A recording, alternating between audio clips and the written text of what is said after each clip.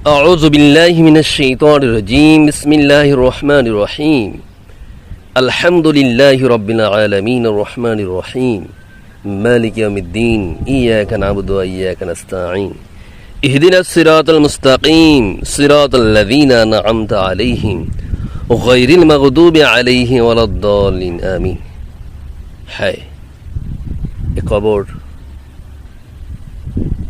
জিন্দগি সবকো মিটা দিয়া। কত মানুষের জাতপাত, সম্মান, কেরিয়ার, অর্থকরী, ঐশ্বর্য সব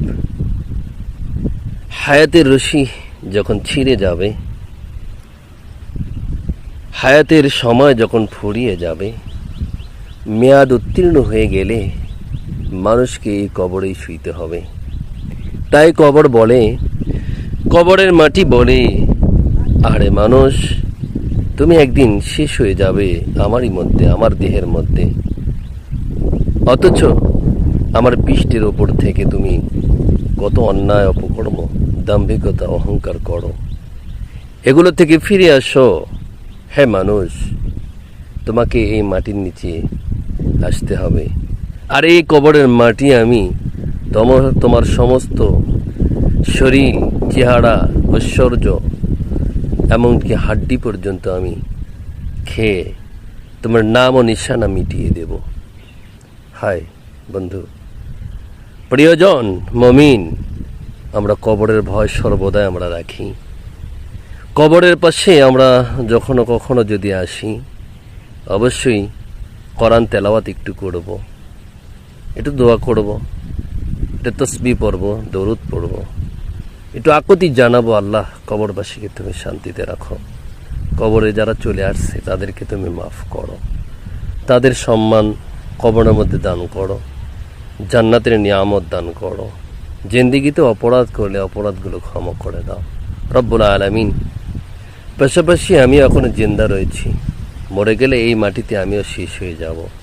আল্লাহ, এই মাটিতে যেন আমি সম্মানের সাথে থাকতে পারি, কবরের মাটি যেন আমাকে মর্যাদা দেয়, কবরের মাটি যেন আমাকে সম্মান করে, এবং কবরের মধ্যে এসে আমি যেন আমার নেক আমল নামা নিয়ে যেন আল্লাহ তোমার সন্তুষ্টি যেন আমি অর্জন করতে পারি।